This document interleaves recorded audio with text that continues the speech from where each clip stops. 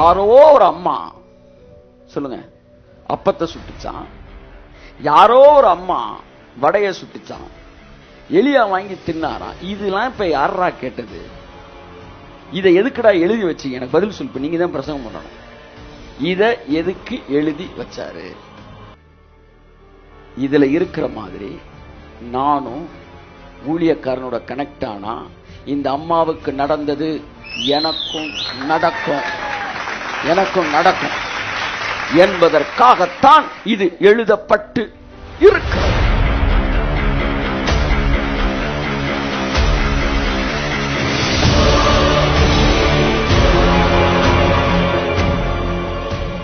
உனக்கு மாவே குறையாது எண்ணெயும் குறையாதுன்னு சொல்றான். உடனே அந்த அம்மா என்ன செய்யறா? அவள் போய் எலியாவின் சொற்படி செய்தால் அவளும், நல்ல வசனம், இவனும், எல்லாம் சொல்லுங்க, அவளும் இவனும் அவள் வீட்டாரும். கைத்தட்டு அவருக்கு அவன் மாமா மச்சான் பெருமா சித்தப்பா அந்த ஒரு குரூப் இருந்து உட்காந்துட்டான். இல்ல, அவங்க எல்லாருமே அநேக நாள் சாப்பிட்டார்கள். கர்த்தர் எலியாவை கொண்டு சொன்ன வார்த்தையின்படியே பானையிலே மா செலவழிந்து போகவும் இல்லை, கலசத்தின் எண்ணெய் குறைந்து போகவும் இல்லை. முடிஞ்சுச்சா? இத எதுக்காக எழுதி வைக்கணும்? யாரோ ஒரு அம்மா சொல்லுங்க அப்பத்தை சுட்டுச்சான், யாரோ ஒரு அம்மா வடைய சுட்டுச்சான், எலியா வாங்கி தின்னாராம். இதெல்லாம் இப்ப யாரா கேட்டது? இதை எதுக்குடா எழுதி வச்சீங்க? எனக்கு பதில் சொல்லு. நீங்க தான் பிரசங்கம் பண்ணணும். இத எதுக்கு எழுதி வச்சாரு? இதுல இருக்கிற மாதிரி நானும் ஊழியக்காரனோட கனெக்ட் ஆனா இந்த அம்மாவுக்கு நடந்தது எனக்கும் நடக்கும், எனக்கும் நடக்கும் என்பதற்காகத்தான் இது எழுதப்பட்டு இருக்கிறது, இருக்கிறது, இருக்கிறது. ஆமென், ஆமென், ஆமென். சோ தேவன் ப்ராஸ்பரிட்டிய வெளியே கொண்டு வர சேனல்ஸ் அப்ப பேசிட்டு இருக்கிறோம். இந்த சேனல் தான் ஒண்ணு, connecting with the right minister of God, connecting with a chosen minister of God. That is a channel of blessing.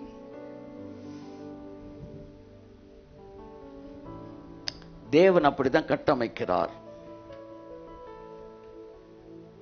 Right minister of God, it's a very important thing. சமீபத்தில் ஒரு தம்பிக்கு fees கட்டுறதுக்கு ஒரு 15,000 ரூபாய் தேவைப்பட்டுச்சு. என்னோட நண்பர் ஒருத்தர் 15,000 ரூபாய் கொடுத்தாரு. அப்ப நான் சொன்னேன், தம்பி இந்த ஒரே ஆளுக்கு நீ 15,000 ரூபாய் கொடுக்கறதுக்கு ஆபீஸ்ல ஸ்டாஃப்ஸ் ஒரு 15 பேர் இருக்காங்க, ஆளுக்கு 1000 ரூபாய் கொடுக்கலாம்ல அப்படின்னு. அது சரியான யோசனையா? ஒரு ஆளுக்கு 15,000 ரூபாய் கொடுக்குற, ஆளுக்கு 1000 ரூபாய் கொடுக்கலாம்ல? ஆளுக்கு 1000 ரூபாய் கொடுக்கறதுனால அங்க ஒண்ணுமே நடக்க போறது இல்ல. எல்லாம் வாங்கி வச்சுட்டு போத்தி சில பேர் சட்டையை போட்டு வீட்டுக்கு போயிருவாங்க. இவன் பாவம் படிக்காம வீட்டில் இருக்க போறான். வெளியே போறது 15,000 தான், ஆனா சரியான சேனல் அது போல. அப்ப நான் அவன் கேட்டேன், எல்லாருக்கும் 1000 ரூபாய் கொடுத்தா கரெக்ட் தானே தம்பி? இன்னும் நிறைய பேர் ஆசீர்வதிக்கப்படுவாங்களே. அப்படி கொடுத்தா அவர் பணத்தை சரியா செலவழிக்கலன்னு அர்த்தம். ஆனா அந்த ஒரே ஆளுக்கு 12,000 ரூபாய் கொடுத்த போது அவன் என்ன செஞ்சுட்டான்? நீ படிச்சு காலேஜில் ஜாயின் பண்ணிட்டான். இப்ப ரைட் சேனல்ல பணத்தை ரிலீஸ் பண்றான். இந்த அந்த சம்பவம் முந்தானத்து நடந்துச்சு. அது எனக்குள்ள ஒரு பெரிய தாக்கத்தை ஏற்படுத்து. கர்த்தர் என்கிட்டயும் சொன்னாரு, கையில காசு இருக்கணும்னா பெரிய எஜமான மாதிரி இருந்தா ஒரு 100 ஊழியக்காரங்க ஆளுக்கு 1000 ரூபாய் இப்படிலாம் கொடுக்க கூடாது. ஒரு ஊழியக்காரனை திடீர்னு போய் நான் 25,000 ரூபாய் கொடு, 50,000 ரூபாய் கொடு, இல்ல 1 லட்சம் ரூபாய் கொடுன்னா நீ கரெக்டா போய் கொடுத்தன்னு வச்சுக்காம அது சரியான சேனல்ல போய் சரியா நடக்கும். இப்ப உன்னுடைய பணம் தன்னுடைய உண்மையான அந்த அர்த்தத்தை அது கனெக்ட் ஆகுது. இந்த மாதிரி செலவழிக்கும் போது நான் எப்படி தெரியுமா செலவழிக்கிறேன்? the right minister of God, கரெக்டான சேனல் அப்படின்னு நினைக்கும் போது பணம் என்னுடையதல்ல, தேவன் சொன்னதை செய்கிறேன் என்கிற இடத்துக்கு நான் என்ன காட்டுறேன். இல்ல நான் விரும்பின மாதிரி ஸ்டார்ஸ் ஒவ்வொருத்தருக்கு 1000 ரூபாய் கொடுக்கும்போது இப்ப நான் என்ன சொல்றேன்? என் பணம் என் பணம், அதனால நான் விருப்பத்தின்படி கொடுக்குறேன். அங்க வரும்போது என்ன காட்டுறேன்? என்ன நானு இது ஏன் பணம் இல்ல, தேவன் பணம், அதனால தேவன் சொன்ன இடத்துல தேவனை கனெக்டா.